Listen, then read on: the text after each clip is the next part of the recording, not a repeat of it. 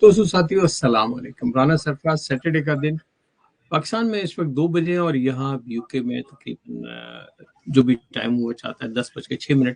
हम हिस्ब मामूल अपना प्रोग्राम लीगल इशू और सोल्यूशन के साथ दावत देने लगे हैं मियां सुहेल शोएब को। और हमारे इस प्रोग्राम का जो फॉर्मेट है वो लोगों को कानून की आगाही देना, उनके मसाइल के बारे में मालूमात देना, वो इशू जो हम डिस्कस कर सकें ताकि आपके बेनिफिट के लिए। हम आज क्या सोहेल से सीखेंगे, क्या समझेंगे, कुछ मेरे ज़हन में सवाल हैं, कुछ उनसे पूछेंगे। सबसे पहले तो उन्हें प्रोग्राम में हम खुशामदीद कहें। सर अस्सलाम वालेकुम। वालेकुम अस्सलाम वरहमतुल्लाहि वबरकातुहू। अच्छा सुल, मैं ये देखता हूँ कि हमारे यहाँ बहुत ज्यादा गिला शिकवा होता है कि पुलिस मादर पिदर आजाद है, उसके पास वारंट होते नहीं है, वो घरों में दाखिल हो जाती है छतों के जरिए, दीवारें फांद के। थोड़ा गाइड करें कि ये जो गिरफ्तारियां होती हैं, ये इस तरह के मसले मसाइल होते हैं, इनकी कानूनी क्या जरूरत होती है और उसके ऊपर किस तरह, अगर कोई इलीगल इस तरह की रेड होती है या ऐसे कोई मसले में आदमी आ जाता है तो उसे क्या करना चाहिए। बिस्मिल्लाहिर्रहमानिर्रहीम। सबसे पहली बात तो ये है कि बिल्कुल भी पुलिस जो है वो मादर पिदर आज़ाद नहीं है। और ये है कि ऑफेंसेस जो है ना अंडर पाकिस्तान पीनल कोड, ये दो हिस्सों में तकसीम है। एक ऑफेंसेस या जुराइम जो है ना जिन्हें हम कहते हैं कॉग्निजेबल ऑफेंस, और दूसरे जुराइम जो होते हैं जिन्हें हम नॉन कॉग्निजेबल ऑफेंस कहते हैं। सही। कॉग्निजेबल ऑफेंस ऐसे जराइम हैं जिनके अंदर बगैर किसी वारंट के, अरेस्ट वारंट के, पुलिस वाले जो हैं वो एक्यूज्ड को या मुलजिम को गिरफ्तार कर सकते हैं। सही। जबकि नॉन कॉग्निजेबल ऑफेंस वो हैं जिसके अंदर बगैर किसी वारंट के पुलिस वाले जो हैं वो गिरफ्तार नहीं कर सकते। अब वो जो नॉन कॉग्निजेबल ऑफेंस हैं उसके लिए उनको मैजिस्ट्रेट से, हल्का मैजिस्ट्रेट जो है उससे स्पेसिफिक ऑर्डर लेने पड़ते हैं गिरफ्तारी के। तो ऐसा नहीं है कि तमाम के तमाम ऑफेंसेस के लिए जो है ना वो डायरेक्ट पुलिस जो है वो गिरफ्तार कर सकती है और मादर पीदर आज़ाद नहीं है। और जहाँ तक बात है किसी के घर को, लॉक को ब्रेक करना, इसके लिए भी स्पेसिफिक जो है ना, अगर पर्चा कट भी गया हो, बेल डिसमिस भी हो गई हो, तो बगैर मजिस्ट्रेट की इजाज़त के हम उस किसी के भी घर के अंदर दाखिल नहीं हो सकते। तो ऐसा नहीं है कि मादर पिदर, अब लेट सपोज ये अगर आ गई है चीज, तो उसके लिए दो रेमेडीज हैं। सबसे जी। पहली तो डिस्ट्रिक्ट जज के सामने 22 से 22 दिन की पिटीशन फाइल की जाए हरेसमेंट की। सही। और अगर वहां से सुनवाई होती तो फिर हम रिट पिटीशन भी फाइल कर सकते हैं बिफोर अच्छा। लाहौर हाई कोर्ट या कोई भी high court of any territorial jurisdiction या प्रोविंस जहां पे वो ऑफेंस क्रिएट हुआ है या ऑफेंस के हवाले से एलिगेशंस लगाई गई हैं। तो ऐसा नहीं है कि पुलिस मादर इधर आज़ाद है। इसके अंदर उनके ऊपर बहुत से डूज एंड डोंट्स हैं, रिस्ट्रिक्शंस हैं। हाँ, अरेस्ट किया जाता है। अरेस्ट इसलिए किया जाता है कि जाहिर सी बात है अगर कोई ऑफेंस जो है या कोई जुर्म सरजद हुआ है, उसके लिए अगर किसी के ऊपर एलिगेशन लगाया गया है तो पुलिस का पहला काम ये है कि एक तो वो इन्वेस्टिगेट करे और दूसरा इंक्वायरी रखे कि कंडक्ट करे कि कौन लोग हैं इसके अंदर।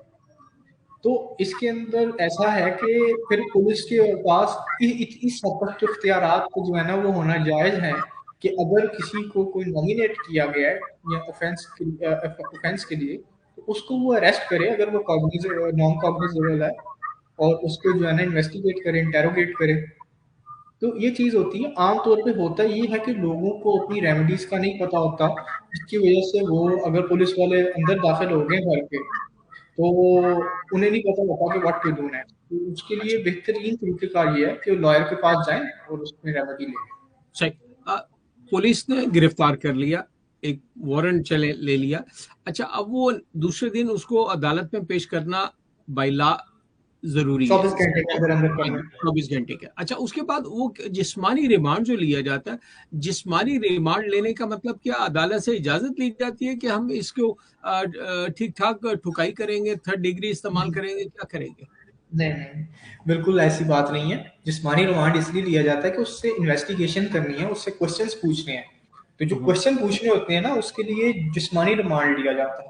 और जब जुडिशियल रिमांड लिया जाता है ना, तो उसके अंदर फिर जेल भेज दिया जाता है। अभी सही। जो भी मुतलका थाना है वहीं पे रख के इसको इन्वेस्टिगेट किया जाएगा, और जब इसकी इन्वेस्टिगेशन हो जाती है तो फिर उसको जेल भेज दिया जाता है, जुडिशल कर दिया जाता है। और जिस्मानी रिमांड भी आमतौर पे आप देखेंगे जजेस 2-3 दिन से ज्यादा का नहीं देते आमतौर पे, तो बहुत हद होगी जिसके अंदर 7 दिन का दे दिया जाए। वैसे अंडर अच्छा। द लॉ 14 डेज का मिल सकता है, लेकिन इतना ज्यादा दिया नहीं जाता। सही। नॉर्मली ये देखा गया है कि अदालतें यकीनन इस मामले में अपना फर्ज अदा करती हैं, और बड़ी तादाद में पुलिस वाले भी अदा करते हैं, मगर बहरहाल ये चीज मौजूद है। कराची का एक केस है, एक बच्ची को लियारी में कत्ल कर दिया गया, और आईओ जो मुकर्रर किया गया, पहले तो ये बताइए आईओ कौन मुकर्रर करता है? एसएचओ मुकर्रर करता है या एसएसपी साहब करते हैं? देखिए इसके अंदर ना एसएचओ स्टेशन हाउस ऑफिसर जो है ना वो नहीं मुकर्रर करता आईओ। आमतौर पे तो जब जो एसआई होता है वही जो है ना वो उसी रैंक का आईओ होता है। ये एसपी जो है ना वो मुकर्रर करता है आमतौर पे। तो अच्छा। ड्यूटीज जो है वो दे दी जाती हैं। लेट सपोज अगर ठीक। कोई की पेट्रोलिंग करनी है किसी ने, तो उसके लिए जो ऑपरेशनल का होगा, पुलिस की जो ड्यूटीज होंगी वो डिवाइडेड होती हैं, वो एसपी ही करता है। एसपी ही मुतलका थाने के अंदर बताता है जी ऑपरेशंस के अंदर कौन है, इन्वेस्टिगेशंस के अंदर कौन है, और दीगर मामलात के अंदर जो मुख्तलिफ इनके डिपार्टमेंट्स हैं किस किस को कौन कौन से एसआईज, एएसआईज, हवलदार या कॉन्स्टेबल्स जिन्हें हम कहते हैं हेड कॉन्स्टेबल्स का कौन कौन से काम करेंगे, तो सही। वो एसपी करता है, सुपरिटेंडेंट ऑफ पुलिस ऑफिस। सही। ये अब इंटरनल होता है। ये लियारी वाला जो केस है, इसमें बड़ा मीडिया पीछे पड़ा हुआ है। सिंध कराची का केस है, वो बच्ची बड़ी एक्टिव थी, उसको जेलेसी में मार दिया गया। अब वो जो आईओ है उसकी नेग्लिजेंसी सामने आई है, उसने थोड़ी सी बददियानती उसकी सामने आई है, उसके ऊपर अदालत ने सवालात उठाए हैं, अदालत के इल्म में चीजें कुछ लाई गई।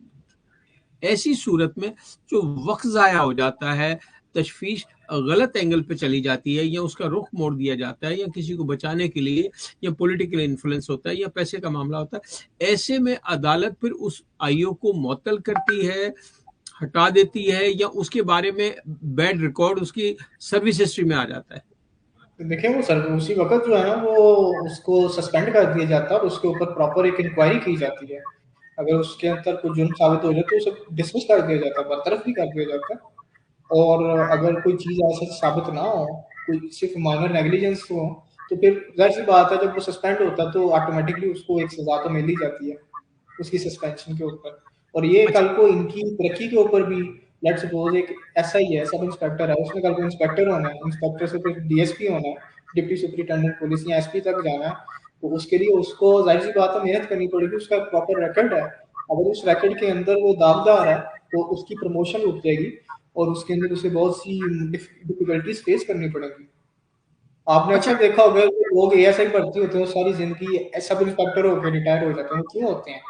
एक तो उनकी तालीमी काबिलियत की भी होती है और दूसरी बात है उनके ऊपर केसेस ही इतने बने होते हैं कि वो फिर उनकी प्रमोशन जाना रुक जाती है। ओके, तो ये जो नॉर्मली हमारे मुशाहिदे में आता है कि वाकई एएसआई को देखा और सारी जिंदगी उसको वहीं देखा, वो तरक्की नहीं की, यकीनन उसके ऊपर केसेस और उसकी नाअहली की वजह से। अच्छा, ये जो अब एक इन्वेस्टिगेशन शुरू होती है, और वालिदैन को उठा लिया जाता है, बहन भाइयों को उठा लिया जाता है, उसके ब्लड रिलेशन को उठा लिया जाता है, कानून क्या इसकी इजाजत देता है? देखिए ये डिपेंड करता है अगर तो उनकी इन्वॉल्वमेंट किसी तरीके से सामने आ रही है तो ऑफ कोर्स फिर उनको उठाना जो है ना वो करीने इंसाफ है। अब लेट्स सपोज एक मर्डर हुआ है, उस मर्डर को छुपाने के लिए उसके रिश्तेदारों में से कोई ऐसा रिश्तेदार है जो कि उनको जो है ना वो सपोर्ट कर रहा है अक्यूज को, तो ऑफ कोर्स फिर वहां पे नेसेसिटी बन जाती है, जिसे हम थ्योरी ऑफ नेसेसिटी कहते हैं, नजरिया जरूरत, कि हम उन्हें भी उठाएं और उनसे पूछगछ करें। जाहिर सी बात है अगर लेट सपोज मेरा कोई रिश्तेदार है जो मेरे साथ रहता है, हम इकट्ठे होते बैठते हैं, वो उसने कोई ऑफेंस कमिट किया और वो निकल गया है, एंड इफ आई नो, जो कि मोस्ट ऑफ द टाइम होता है कि वो कहाँ पे है, तो police can ask me, interrogate me, investigate me, मगर ये नहीं होता कि जेल में डाल दिया जाएगा। कानून इसकी इजाजत देता है? जी बिल्कुल, इन्वेस्टिगेशन के अंदर इस चीज़ की इजाज़त मौजूद है कि आप उनसे इन्वेस्टिगेट कर सकते हैं। देखिए इन्वेस्टिगेशन के जो राइट्स हैं ना, लेट्स सपोज किसी से भी इन्वेस्टिगेशन की जा सकती है जो किसी भी तरीके से कोई भी इंसिडेंट से या अक्यूज से या कंप्लेनेंट से अटैच है। लेट्स सपोज कंप्लेनेंट का पर्सन था वो भी वहां पे मौजूद था तो उसे भी बुलाया जा सकता है। इन्वेस्टिगेशन के लिए, जी बताएं आप कंप्लेनेंट के साथ थे जिस वक्त ये सारा वकूआ हुआ, तो of course they can call. इसी तरह तो इन्वेस्टिगेशन होगी, अगर इसमें भी रुकावट आ गई तो फिर तो इन्वेस्टिगेशन ही कंप्लीट नहीं हो सकेगी। फिर तो ये सही। सारी जिंदगी इस तरह ही है कि ठीक है जी वो गया है, उसे पकड़, हाँ हम उसे जेल में नहीं डाल सकते, लेकिन उसे थाने बुलाया जा सकता है, और अगर वो नहीं आता तो फिर उसे अरेस्ट करके बुलाया जा सकता है। तो ये दोनों चीजें अवेलेबल है with courts permission of course, क्योंकि कॉग्निजेबल हो जाएगा, कोर्ट की डायरेक्शन मिल जाएगी, परमिशन के साथ किया जा सकता है। देखिए, नॉर्मली अदालतें भी जानती हैं पुलिस के सिस्टम को, और पुलिस भी जानती है अदालती निज़ाम को। कितना एक दूसरे पे रिलाई किया जाता है और कितना भरोसा करके।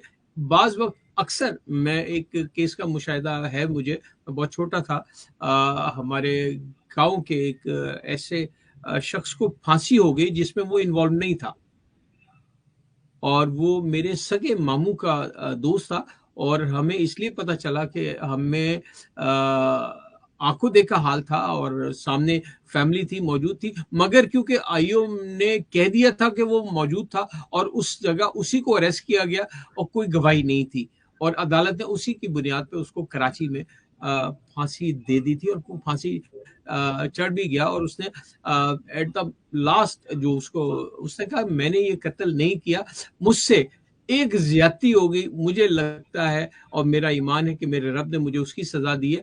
ऐसा केसेस में अक्सर हो जाता है। सो आप ये चीज तो मानेंगे, अगर दिल के अंदर माने, कि अक्सर कुछ मामला में कोताही हो जाती है पुलिस की तरफ से। आप बिल्कुल ठीक कह रहे हैं, ऐसे केसेस हमारे सामने इनफैक्ट बहुत से ऐसे केसेस शुरू में आए भी हैं, लेकिन इसे कह रहा है कि एक सिस्टम की नाअहली है।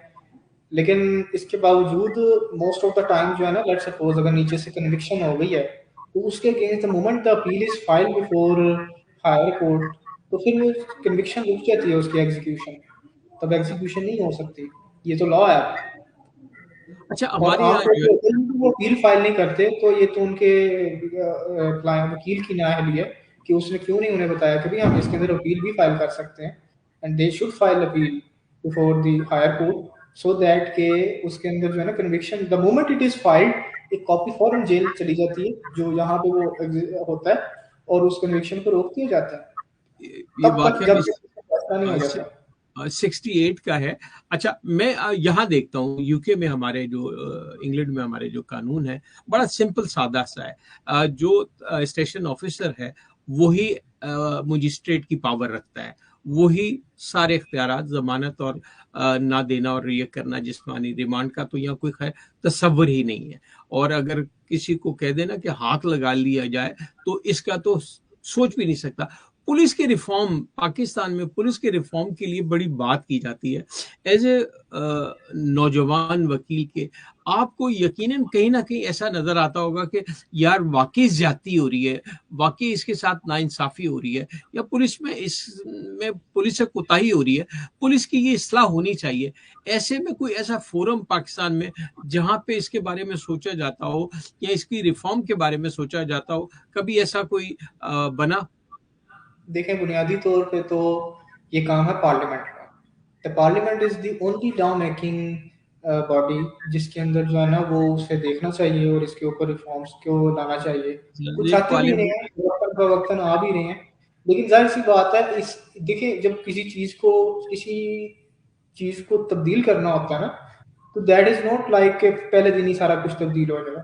I know many police officer जो बहुत लर्नड हैं और बहुत पढ़े लिखे भी हैं और माशाल्लाह। बहुत ईमानदार भी हैं, लेकिन इसके माशाल्लाह। बावजूद somehow जो है ना वो लोग ऊपर नहीं जा सकते या नहीं गए ऊपर।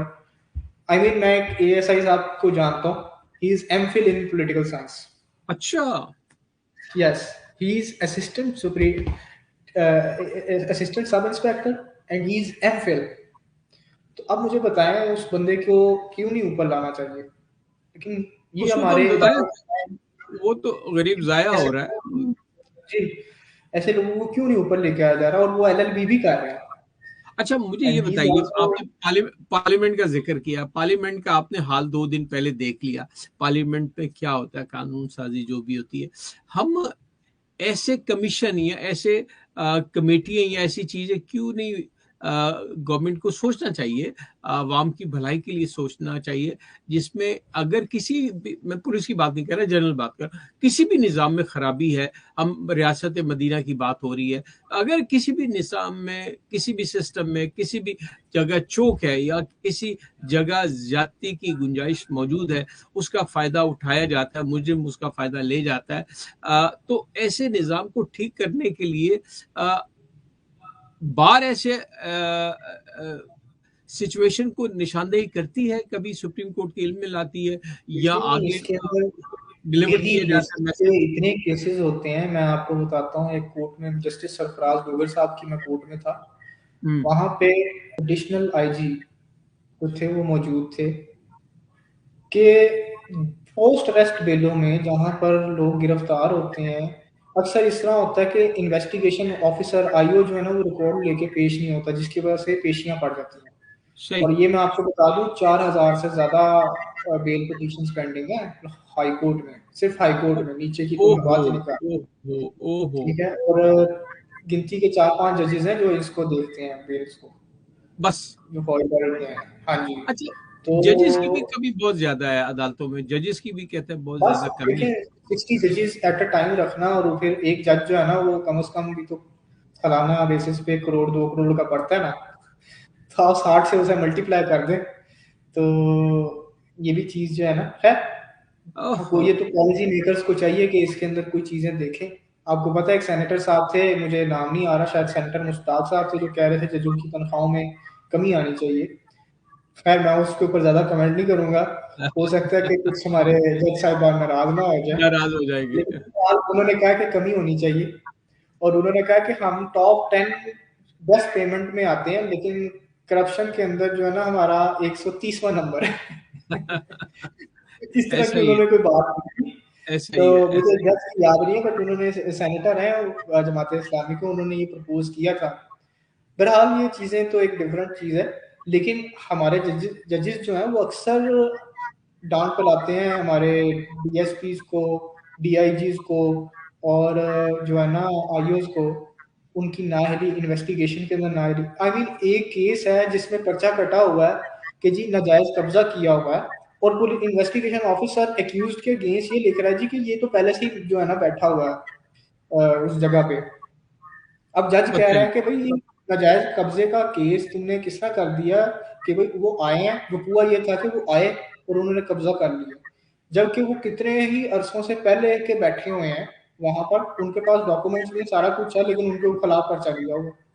अब जज जो है ना वो सिर पकड़ के बैठ गया कि भाई ये पर्चा किस तरह तुमने काट लिया, और ये मतलब किस तरह रेमेडी तो इसकी सिविल बनती है, अगर उनको कोई एग्रीमेंट हुआ भी था तो सिविल रेमेडी बनती है। तो अक्सर तो डांट पिला रहे होते हैं, लेकिन जब काफी आवे का आवा बिगड़ा हो तो यहाँ पे जजेस भी क्या करें।